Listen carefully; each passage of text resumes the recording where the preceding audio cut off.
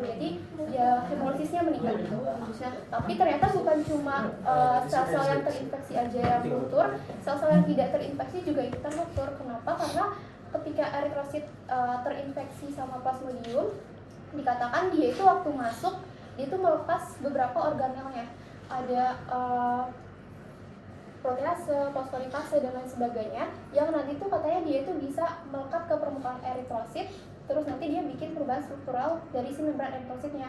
Nah, membran itu bakal jadi kaku, dan kalau misalnya teman-teman ingat itu ada deformability dari eritrosit kan, kalau dia deformabilitasnya bagus, dia bisa semacam jadi gepeng gitu ya ketika di intravaskular, oleh karena itu dia bisa lewat sirkulasi.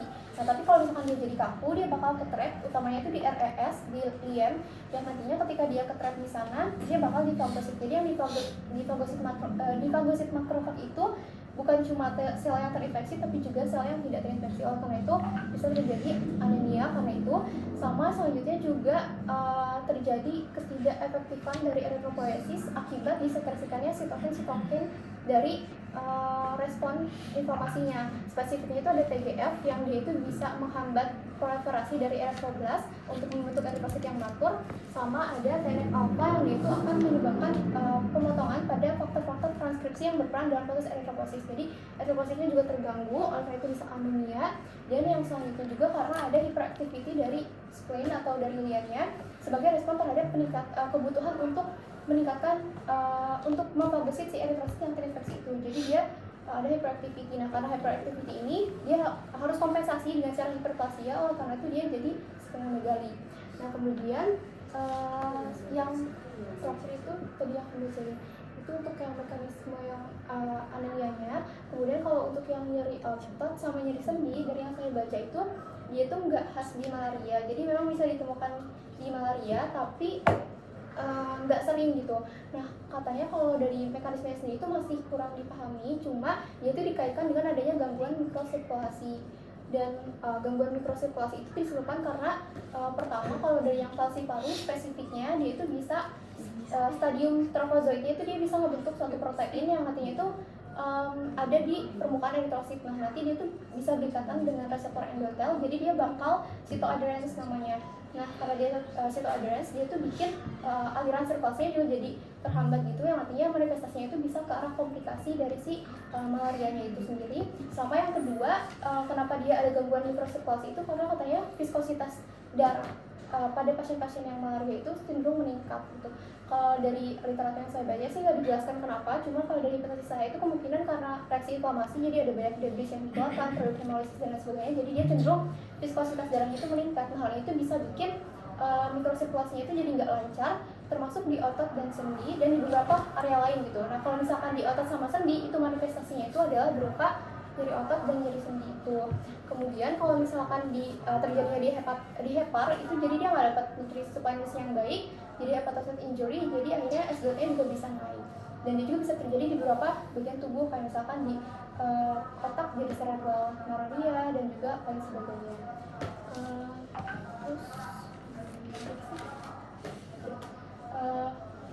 Silakan temannya menanggapi. Udah tanya teman.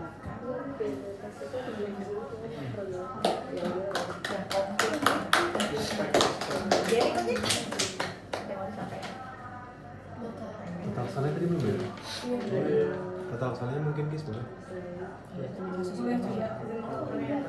jadi waktunya berapa menit? Punya ada 4 menit lagi. Oke, jadi untuk total salahnya sendiri aku ngambil dari Kemenkes, mungkin nanti teman-teman boleh tambahin.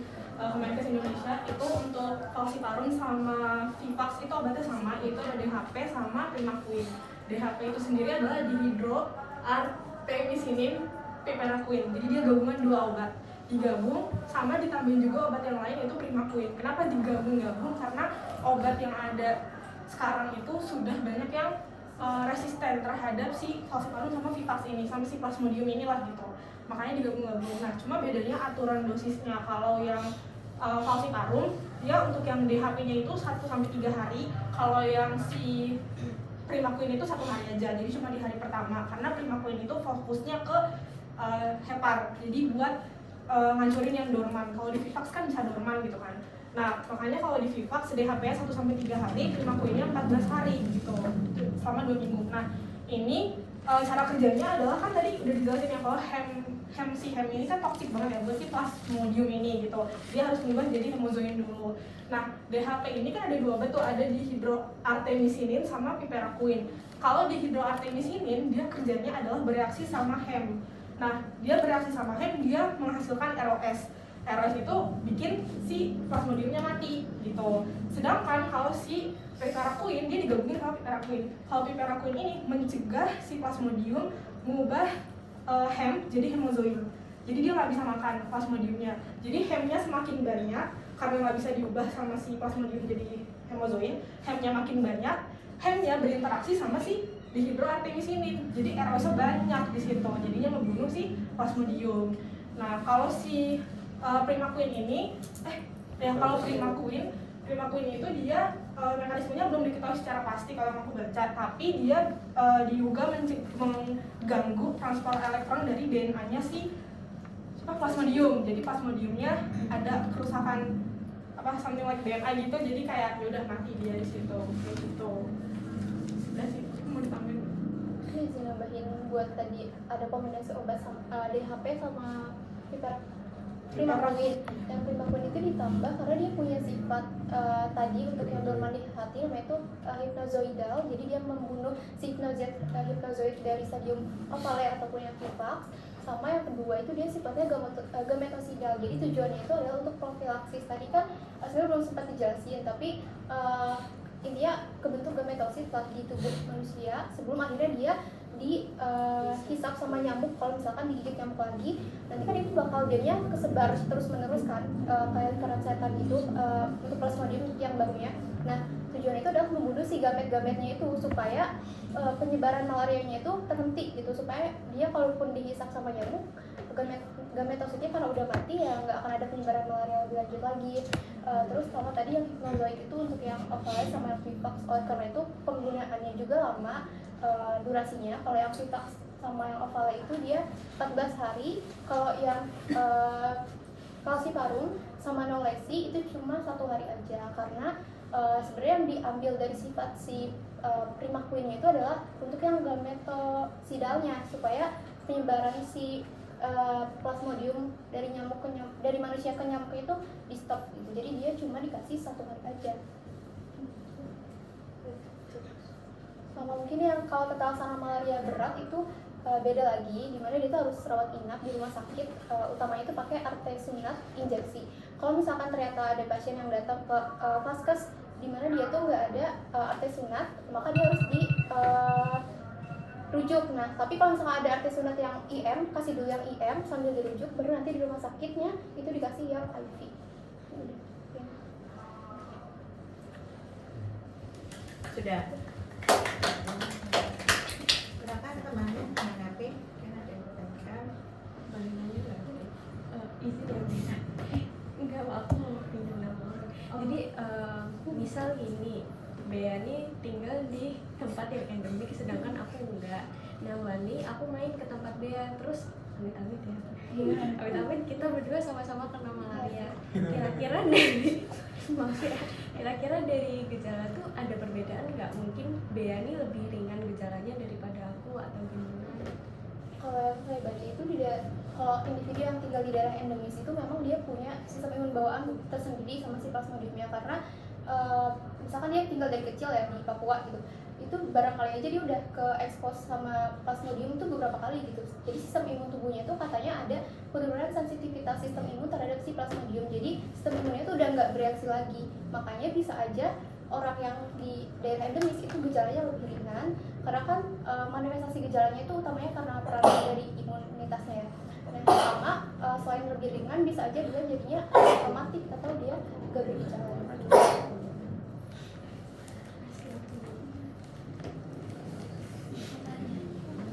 Sebenarnya sejauh pengetahuan aku yang CPI ini, seperti itu kan adanya di malaria, plasmodium malaria ya.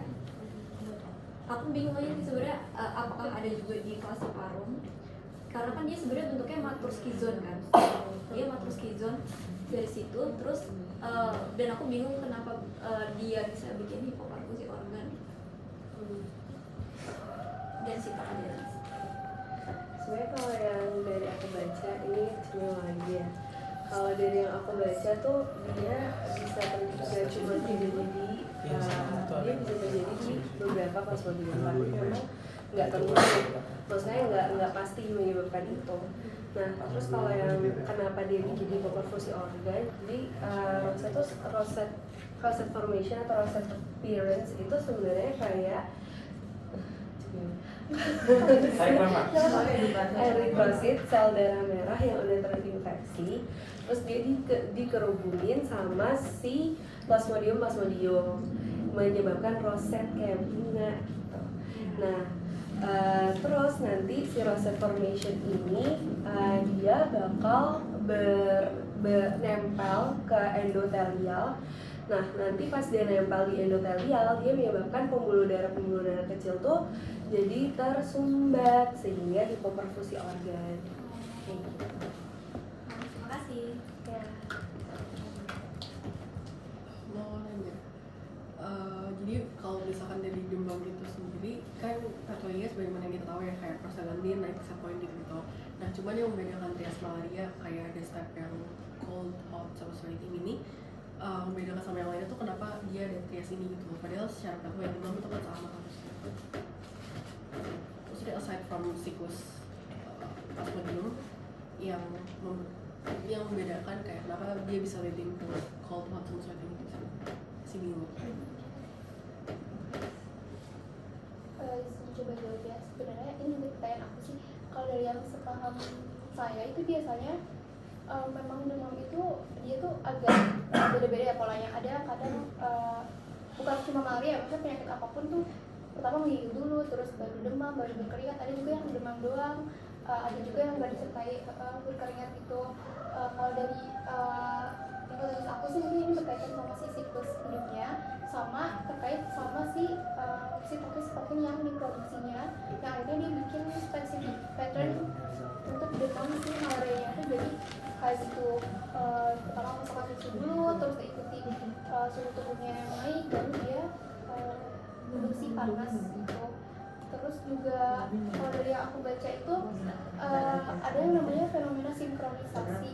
Jadi waktu si eritrositnya itu keinfeksi dan dia ruptur, itu ada fase di mana dia tuh rupturnya bersamaan gitu. Jadi sitokin yang diproduksinya itu banyak banget dan bisa signifikan, akhirnya bisa bikin demamnya itu terjadinya itu di waktu tertentu yang setiap 48 jam itu.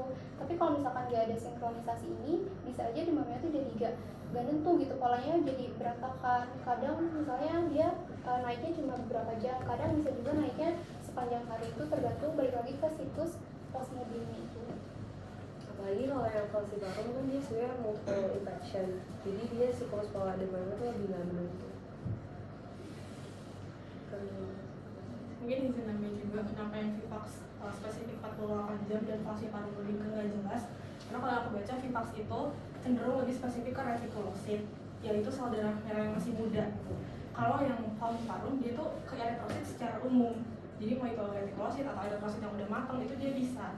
Nah jadi kalau yang falciparum dia bisa masuk ke eritrosit yang mana-mana aja gitu, jadi dia bisa lebih cenderung nyebar. Terus nanti rupturnya bisa terjadi barengan, bisa terjadi lebih ke nggak jelas rupturnya itu bisa yang ini duluan gitu. Tapi retikulosit itu kan di dalam darah kita jumlahnya nggak sebanyak eritrosit kan, sedikit lah jumlahnya gitu. Makanya si Vivax ini cenderung lebih ke 48 jam karena ya udah dia cuma punya retikulosit gitu.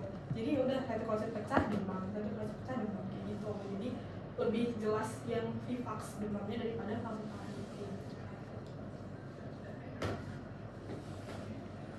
Silakan kan. Oke, makasih banyak jawabannya. Itu kan berarti dari secara apa ya, omset mungkin ya, dari waktu. Nah, cuman paling yang masih belum kejawab itu kayak kenapa dia sampai keringatnya itu berlebih gitu, kayak kenapa ada gejala tambahan dari demamnya sehingga membentuk trias itu. Itu saja sih.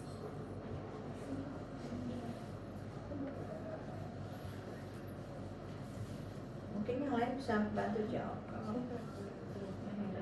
Kalau ada yang mau nambahkan silahkan.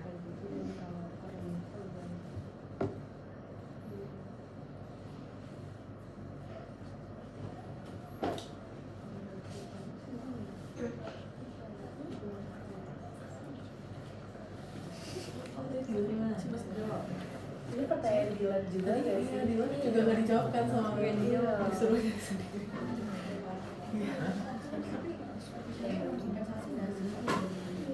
Tapi kayak pertanyaan kenapa harus Malari, kenapa semua orang demam nggak kayak gitu gitu. Itu cuma dia kayak yang belum Nah, apa karena pengaruh toksik ya? Kalau dari yang ini make sense nggak? Tapi dia tuh nggak terjadi sendiri-sendiri gitu. Kayak alurnya emang seperti itu. Kadang mungkin ada di saat heat production meningkat, menggigil terus, sama makin meningkat heat productionnya, jadinya berkeringat. Tapi kalau yang berkeringat, pokoknya berkeringat tuh kan pada malam hari. Makanya di buku ditulis pagi harinya tuh basah bagian kasurnya. Terus paginya udah sembuh pasiennya. Maksudnya nggak sembuh tapi udah langsung lebih enak kan langsung turun suhunya ke normal. Ini maaf kalau lompat topik ya, tapi dulu TB juga kan sebenarnya gitu ya. Dia mengerti gitu-gitu. Hipotesis umumnya kan ada di circadian rhythm. Mungkin sebenarnya ngaruh ke situ juga nggak? Jadi sebenarnya sempat dengar dari tetangga lain yang berkaitan sama circadian rhythm itu, kata memang ada zat yang dia tuh diproduksinya itu di malam hari untuk mensupres ada zat yang diproduksi untuk mensupres imun, tapi kalau di malam hari itu dia turun, lupa nama zatnya apa, tapi sempat dibantah sama salah satu dokter itu, katanya mekanismenya bukan kayak gitu, tapi lebih spesifik ke tergantung organismenya gitu, dia punya karakteristik tertentu lah yang akhirnya bikin patternnya itu gejalanya khas gitu. Kayaknya harus kita kayak di Fibers. Hipotesis. Mungkin bisa dicatat di idonum-nya ya, teman-teman, biar bisa ditanyain pas di press. Gitu. Terima kasih. Oke, terima kasih ya. Dia tanya di pleno aja.